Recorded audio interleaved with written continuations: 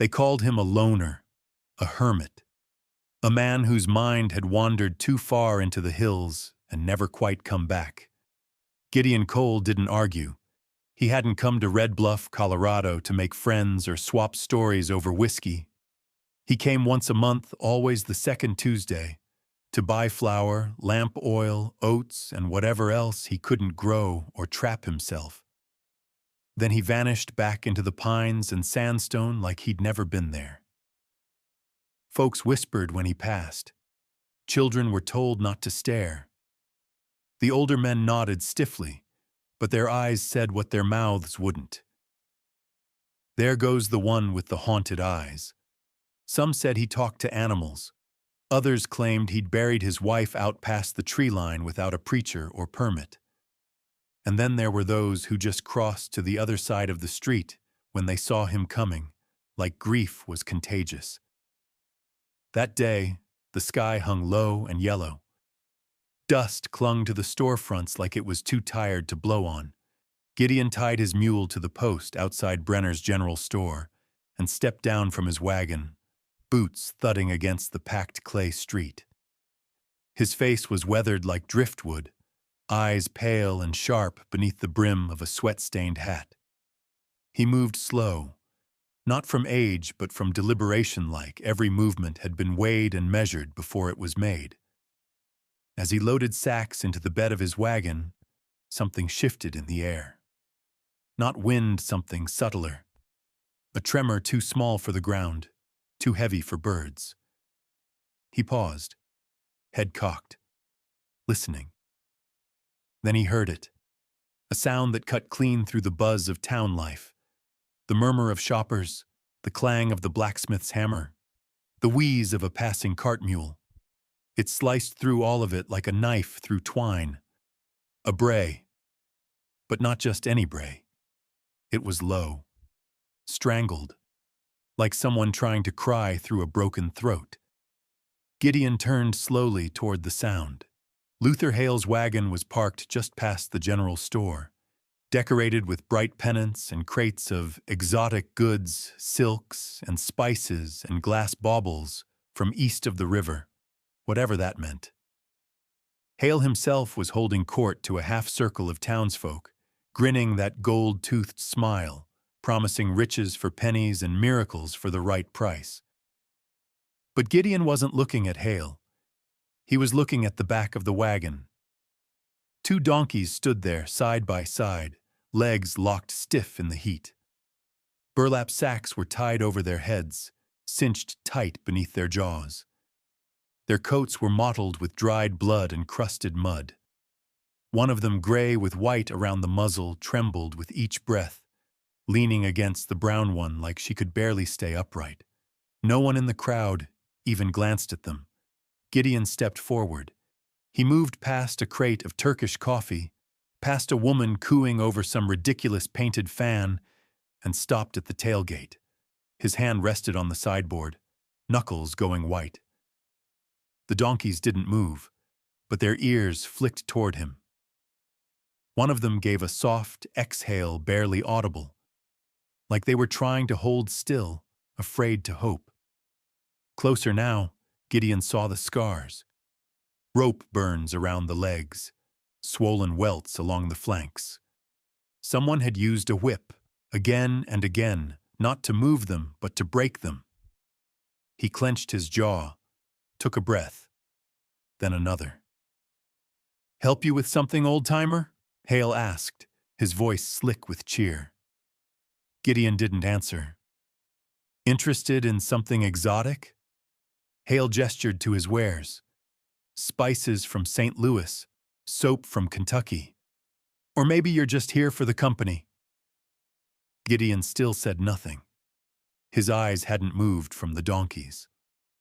"Those aren't for sale," Hale said, following his gaze. "Just my haulers. Not much to look at, but they got me here, didn't they?" The gray one shifted her weight, and as she moved, the light caught something beneath the dried mud and blood along her shoulder. Gideon leaned in. There, half hidden beneath the grime, nearly burned away, was the faint outline of a brand. A circle with a bar slashed through the center. Not a rancher's brand. Military. Gideon's blood went cold. He'd seen that mark before, decades ago when he'd been young and reckless and wore a different kind of badge.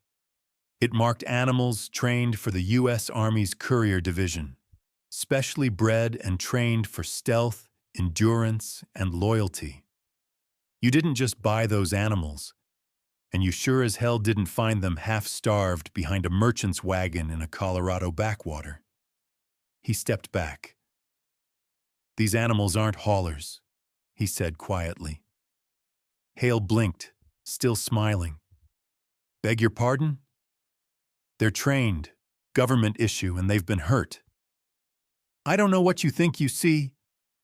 "I see a man covering his tracks," Gideon said. His voice was low, dangerous. "And I see 2 lives you've been trying real hard to erase." For the first time, Hale's smile slipped. Gideon looked at the donkeys again. One of them turned her head ever so slightly beneath the sack. She wasn't trembling anymore. And in that moment, Gideon made a decision he hadn't made in years. He was going to fight. For them.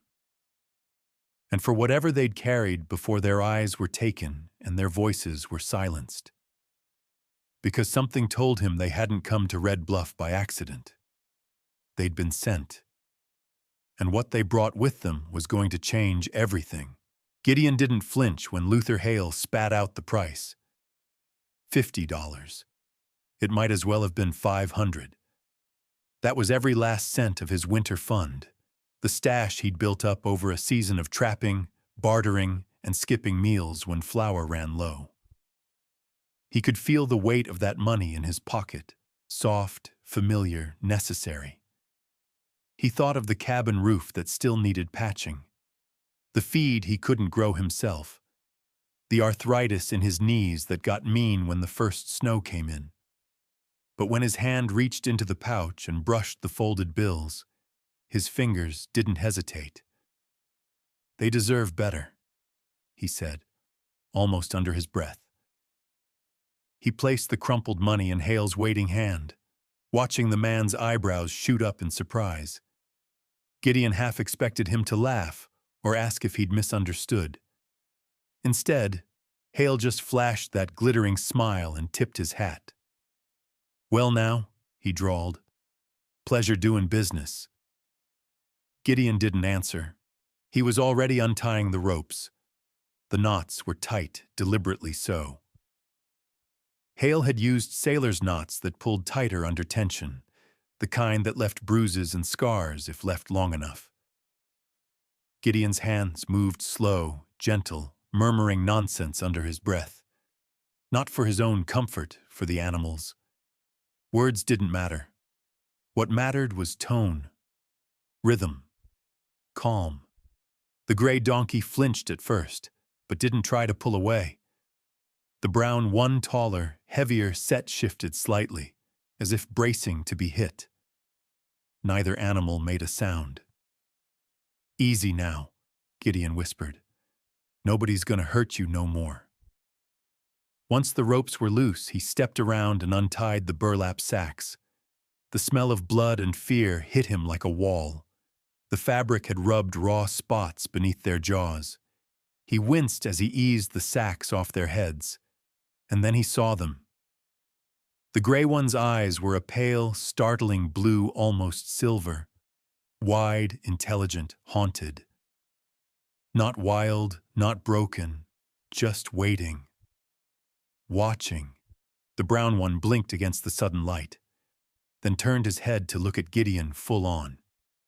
His eyes were darker, more cautious, assessing, calculating. And for a moment, Gideon had the strange, undeniable sense that this animal understood exactly what had just happened. He loaded them gently into his cart. No whip, no pull. Just a soft, "Let's go," and a nod of his head. They followed without protest. The crowd had already begun to drift, Hale had moved on to pitching his wares again, his gold teeth flashing as if nothing unusual had happened. But Gideon saw it just before he turned away. A flicker of unease, like maybe Hale had just realized what he'd really sold. The ride home took 2 hours. The sun dropped behind the hills in a blaze of copper and blood. Gideon didn't speak much on the trail, but the donkeys didn't seem to mind. They followed close behind the cart, heads low, hooves steady. When he turned off the main road onto the narrow trail that wound up into the mountains, neither animal hesitated, as if they'd been waiting for that turn all along. His ranch sat in a bowl of pines and granite, surrounded on 3 sides by ridges too steep for wagons. The cabin was small, weathered, half covered in creeping vine and pine needles. The barn leaned east like it was tired of standing up, but it was quiet, safe, hidden. He led the donkeys into the barn and lit the lantern. The warm glow spread slowly, revealing hay bales, a rusted water trough, and the old saddle he hadn't used in 10 years. The gray one he decided to call her Belle went straight to the water. The brown one, Augustus, he murmured. Stood at the door a moment longer before stepping inside. He worked for hours that night, boiling water, mixing salve from pine pitch and bear fat. He cleaned the wounds on their legs and flanks, snipping away matted fur and scrubbing dried blood from their hooves. Belle stood perfectly still, her eyes fixed on his hands. Augustus shifted, twitched, then stood firm. He spoke softly the whole time, not out of habit, but because something in him told him they were listening, really listening. And after a while, they started to respond. Belle pressed her forehead to his chest as he cleaned the last of her wounds. Augustus let out a soft, steady breath and nudged Gideon's elbow like a tired soldier asking for water. Later, when they were bedded down in the straw, Gideon sat outside the stall and watched them. Something about them nagged at the back of his mind. Not just the brands, he'd seen too many of those to be spooked by old government marks. No, it was the way they moved, the way they waited. They were trained, disciplined. These animals weren't just smart, they were assigned. Belle followed him to the gate the next morning. No lead rope needed. Augustus stood by the barn door when he stepped outside, as if ready for orders. It gave Gideon a strange sense of being watched over, not just watched. 3 days later, while brushing Augustus down in the morning sun, he felt something strange under the skin at the base of the donkey's neck. A lump, scarred over, not natural. He parted the fur, fingers trembling. Stitches, old ones, crude, done in the field, but with intent. Someone had sewn something under the animal's hide. His hands worked fast now. He grabbed his knife, sterilized the blade in the lantern flame, and sliced gently through the scar. Blood welled up, not much. And then, a lump of leather, no bigger than a man's thumb, wrapped tight. He cut it free and opened it. Inside was oilskin, folded, sealed with wax. He peeled it open with shaking fingers. Military orders, clear as day. Official courier documents marked U.S. Cavalry Division, dated just 2 weeks back. Attached to them coded maps, troop movement charts, and a list of gold payroll routes for outposts along the Colorado-New Mexico border. He staggered back, heart hammering. Not lost mail, not forgotten orders. This was live intel. These donkeys had been carrying government secrets. Somebody had tried to hide them, bury the evidence, and wipe their identity from the map. And Gideon had just bought them for $50. He looked at Augustus, who stared back with those steady, heavy eyes. "You knew," Gideon whispered. The donkey didn't move. Outside, the wind shifted. The air turned cool, clouds gathered to the west, dark and thick. A storm was coming, and Gideon Cole knew deep in his gut. This was only the beginning. Gideon didn't sleep that night. He sat at the edge of the barn, his rifle laid across his knees, the oilskin packet spread out beside him on an old burlap sack.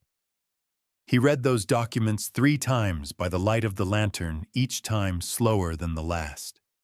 Cavalry route maps, drop schedules, payment logs. The kind of information you didn't just carry through the hills, you guarded it with men and blood. That meant someone had bled, and someone else had gotten away with murder. By dawn, his resolve had calcified into something solid. He didn't know what the donkeys had witnessed, didn't know who they'd belonged to before, or how they'd ended up under Luther Hale's whip. But one thing was certain. Someone had gone to a great deal of trouble to make sure they never reached their destination. That made Gideon, by accident or fate, the last link in a chain someone had tried to break. The sun was still low when he heard hoofbeats. 3 of them. He stepped out of the barn, shotgun resting casual in his hands.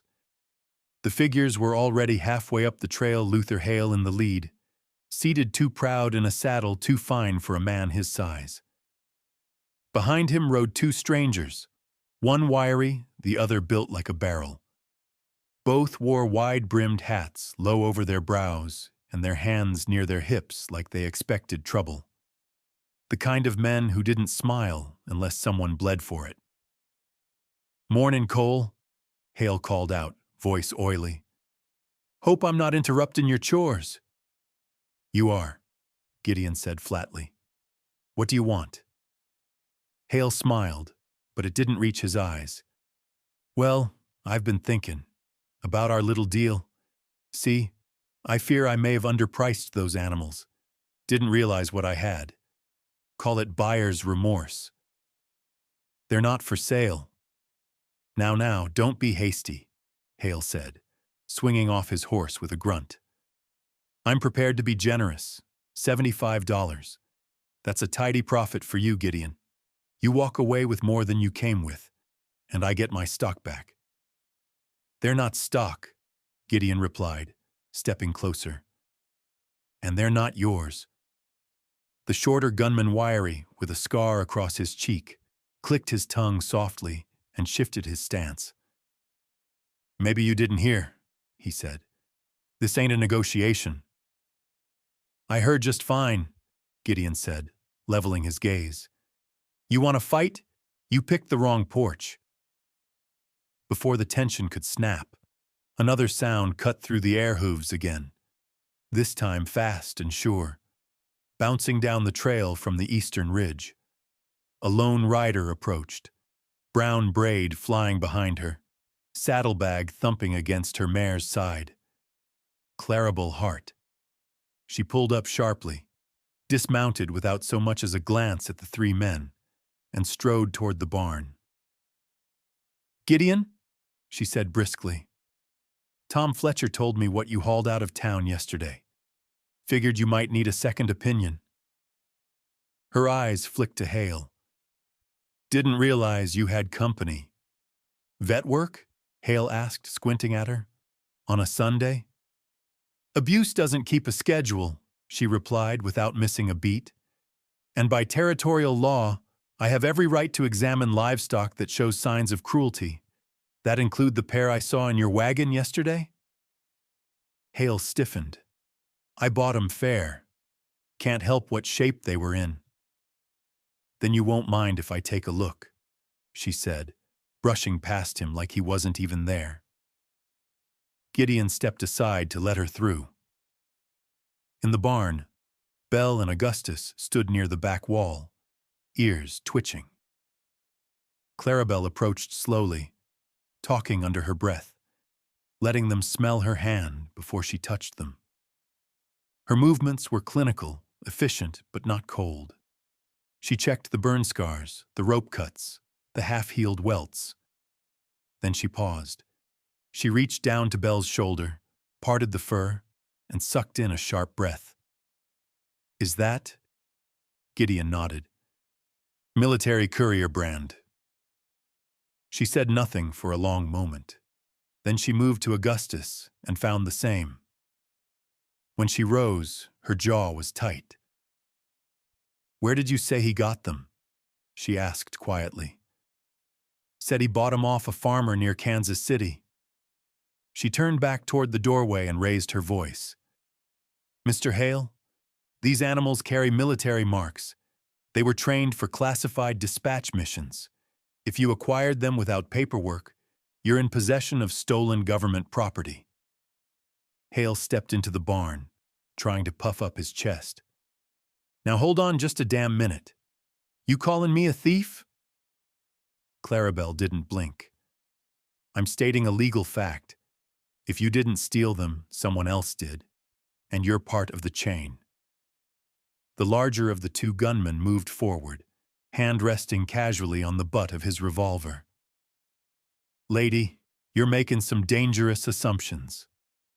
"I'm making a report," she said, "and you're free to challenge it in court."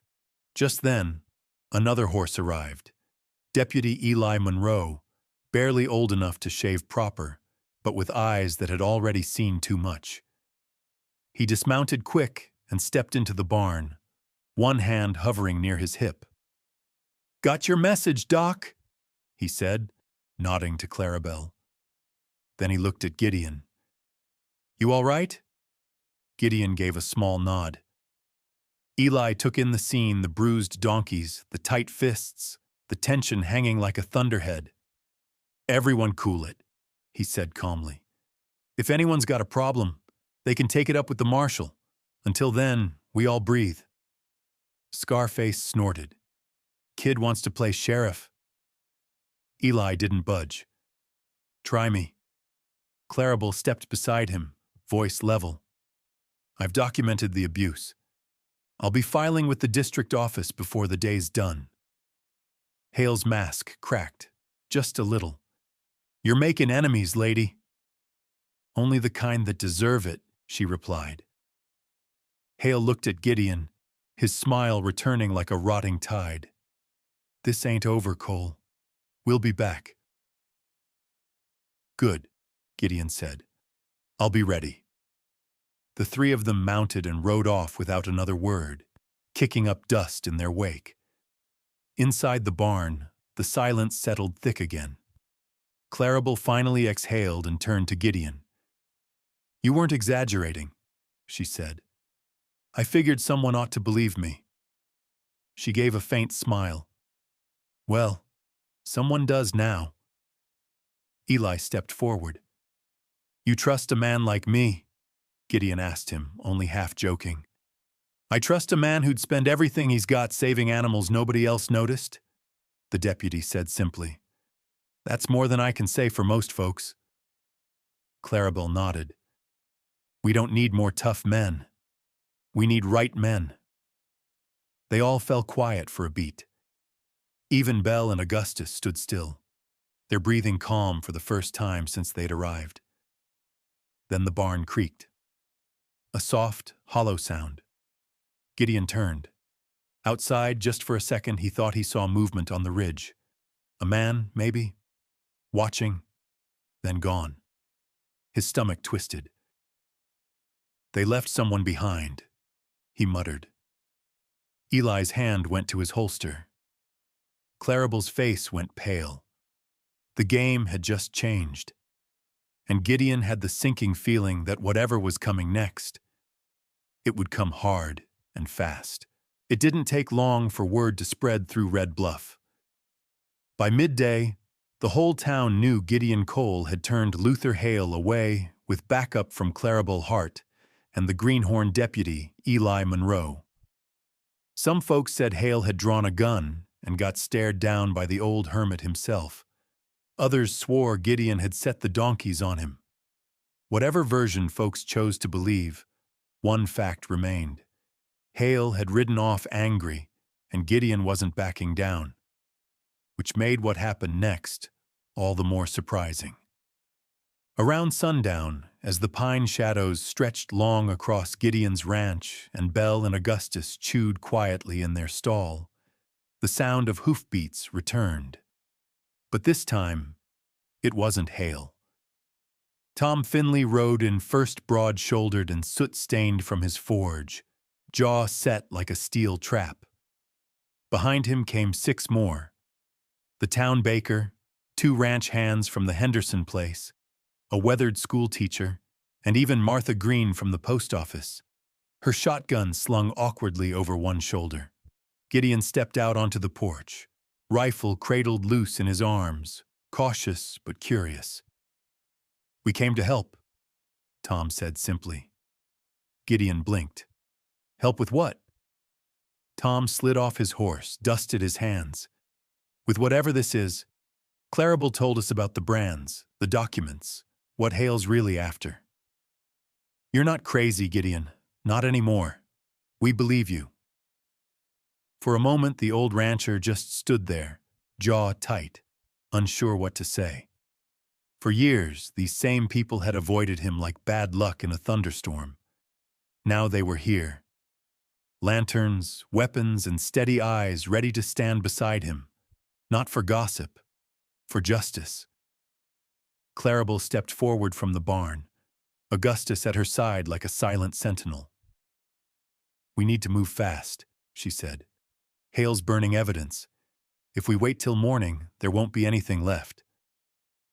"What do you mean, burning evidence?" Gideon asked. "I sent a telegraph ahead," Eli said, riding in behind them. "Deputy in town says Hale's been holed up in the hotel all day, asking questions about the next military payroll shipment. And now—" A plume of black smoke rose over the treetops. "Now he's setting the place on fire," Clarabelle finished grimly. They rode hard back to Red Bluff, arriving just as the sun dipped behind the ridge. The hotel was ablaze, flames curling out of the second-story windows, townsfolk scrambling with buckets in a half-hearted attempt to save the place. Hale was nowhere in sight.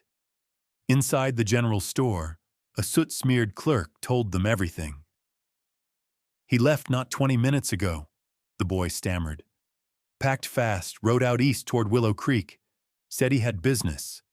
But before he left, he asked about the payroll, ma'am."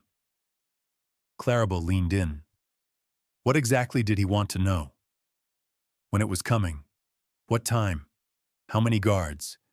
Even asked if the route ever changed. Gideon's hands clenched into fists. He's not covering his tracks. He's planning something bigger. Tom nodded grimly. "If he's got your documents, he knows everything. Timing, escort numbers. Hell, he could wipe out a cavalry unit and be halfway across the territory before anyone knew it was him." "What's the route?" Clarabelle asked. Eli looked uneasy.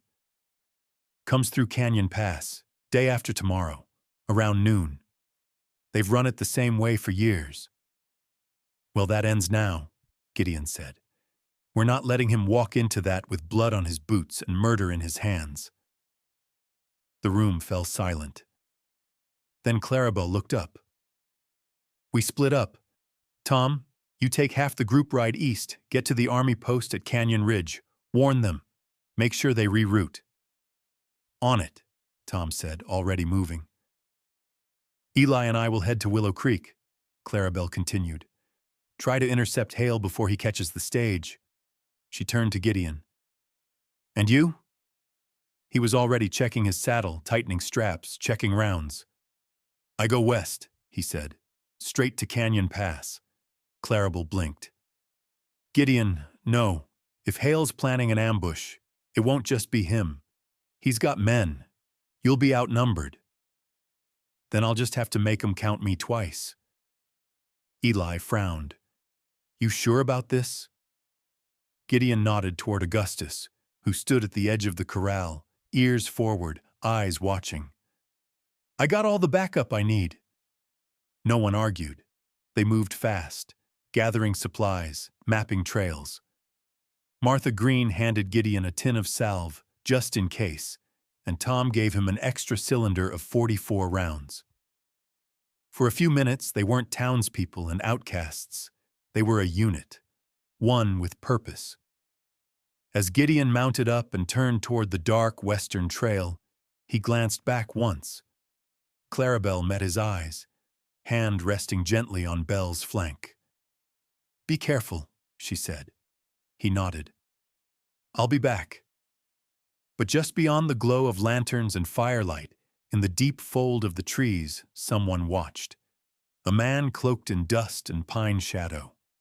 One of Hale's own. He'd followed them from the ridge, watched every move, heard every word. And now he was riding hard, heading straight for the ambush site to tell the others. The townsfolk were coming. The trap had to be sprung early, and Gideon Cole was walking straight into it. The sky over Canyon Pass was clear and bitter, the kind of cold that bit through wool and leather and settled in a man's bones. Gideon Cole crouched behind a fallen cedar near the ridgeline, his rifle balanced on one knee, his breath pluming in steady clouds. Beside him, Augustus stood quiet and still, ears twitching, eyes fixed on the trail that curved down into the ravine below. They had ridden hard through the night, using forgotten game trails and shallow, dry beds that wound through scrub oak and rockslide. Augustus had navigated like a scout born to the land, never slipping, never slowing. Now they were here above the canyon, and what lay below was worse than Gideon had feared. 5 men, all armed, spread across the mouth of a meadow. One dressed in a stolen cavalry coat, another holding a length of wire that stretched across the trail like a trap. Rifles glinted in the morning sun. Gideon watched them shift, scratch, spit. Professionals, no doubt. Not hired muscle. These were killers who moved like they'd done this before. And the worst part? This wasn't even the real ambush. The rock pile near the entrance to the canyon was too obvious, poor cover. Bad sightlines, meant to be seen. Gideon followed the terrain with his eyes until he found the truth. 200 yards deeper into the pass, tucked between boulders and brush, was the kill zone. Crossfire lanes, stacked stone firing positions, perfect line of sight to the trail's low point. Anyone riding through would think they'd avoided the danger right before walking straight into it. He lowered the spyglass, heart beating heavy in his chest. "They planned this too well," he murmured. Augustus let out a low breath beside him. Not fear, not agitation, just readiness. Gideon placed a hand on the donkey's shoulder. "You see what I see?" Augustus didn't move, but his right hoof tapped once against the frozen ground. They moved silently, flanking wide along a deer trail that wrapped above the ambush site. It was a steep incline, dangerous footing, but Augustus picked his way without hesitation. Every time Gideon looked at him, he saw more than instinct, he saw memory. This animal had done this before. Not just once. By the time they reached the upper ridge, Gideon had a full view of the hidden gunman. He counted 3 on the left, 2 on the right. Each had a different shooting position, and just beyond them, at the far end of the trail, he spotted another uniformed someone waiting to wave the payroll escort through the fake checkpoint. He checked his pocket watch, 11:37. The wagon would arrive any minute. Gideon looked to Augustus, who was watching the trail mouth like a statue. Then the donkey let out a sharp snort and stepped forward, raising one hoof and tapping once. "They're here," Gideon muttered. The distant sound of hooves confirmed it a moment later. Wheels turning, leather creaking, the steady beat of cavalry riders approaching. Gideon took a deep breath. There was no room for mistakes. Not here. He settled into a firing stance, tucked behind a split rock, Then he whispered, "Get down low and stay there. I don't care what happens, you don't move unless I say." Augustus gave him a look, almost human, as if to say, "You're not going alone." Then Gideon fired the first shot. The bullet tore through the shoulder of the nearest gunman, spinning him backward with a cry. Shouts erupted. Rifles swung in all directions. Confusion reigned, and before anyone could regroup, Gideon fired again, clean shot, center mass, dropping another man behind the right flank rock pile. The ambushers started returning fire blindly, unsure of where he was. The plan was breaking apart fast. Then one of them shouted, "It's a setup! Pull back!" Gideon chambered another round. But then a sharp bark of pain. His left arm exploded with fire. A ricocheted shot had grazed his bicep, tearing through the outer muscle. He staggered behind the boulder, breath caught in his throat, vision spotting. Then he heard a sound that jolted him back into focus. Augustus. The donkey charged down the slope, not running away, but toward the firing positions. Dust kicked up behind him. His movements were erratic and fast, startling a gunman who had crept too close to Gideon's blind side. As the man turned to fire, Augustus plowed into him shoulder first, knocking the rifle out of his hand and sending both of them sprawling. Gideon rose, gritting his teeth through the pain, and put a bullet clean through the man's thigh before he could recover. 2 left. The rest happened in seconds. The payroll wagon crested the rise just as Tom Finley and 6 mounted cavalrymen burst through the far trees, rifles raised, shouting for surrender. The remaining ambushers threw down their weapons. A few tried to run, but were dropped by well-placed warning shots. It was over. Gideon collapsed against a boulder, bleeding, exhausted, but alive. Augustus returned a moment later, panting hard, one ear nicked by a stray bullet but otherwise intact. He nudged Gideon's shoulder softly. "You stubborn, magnificent idiot," Gideon chuckled through the pain, resting his hand on the donkey's neck. Hours later, back in Red Bluff, Clarabelle and Eli stood on the boardwalk as a stagecoach rolled in from Willow Creek. 2 soldiers stepped off first, followed by a shackled Luther Hale, head hung low, his fancy boots now splattered with dried mud and shame. Clarabelle met him with folded arms and a stare that could have frozen fire. "Where's Gideon?" she asked the trooper. The soldier smiled. "Last we saw, he was riding in just behind the wagon with his 4-legged partner. Bled a bit, saved our lives. Sheriff wants to pin a medal on his shirt." "He'll hate that," Clarabelle muttered, but her eyes softened. Sure enough, by sunset, Gideon rode in slow with Augustus and Belle behind him, their coats brushed clean, their heads held high. The town square, usually quiet at dusk, was full. Folks clapped, tipped their hats. Even Martha Green wiped a tear from her cheek. Gideon nodded awkwardly, unused to attention. He tried to ride straight through, but Clarabelle stepped into his path. "You look like hell," she said, half smiling. "Feel worse," he replied. "But we made it." She touched his arm gently, where the fresh bandage peeked beneath his coat. "You saved lives, Gideon." Augustus did the hard part. The donkey stood beside him, proud as ever, eyes scanning the crowd like a soldier on patrol. In the weeks that followed, everything changed. The army held a ceremony, gave medals to both donkeys, recognized Gideon as an honorary courier. He refused any reward money, asking instead that funds be used to repair the orphan barn down by the church. Belle and Augustus stayed with him, not because they had to, but because they wanted to. The people of Red Bluff changed too. They waved now. Kids left apples on the fence post. Tom brought coffee every few mornings, and Clarabelle visited often, sometimes with a medical bag, more often without. Gideon didn't talk about the documents, or the men who had died, or the choices he'd made when no one else could.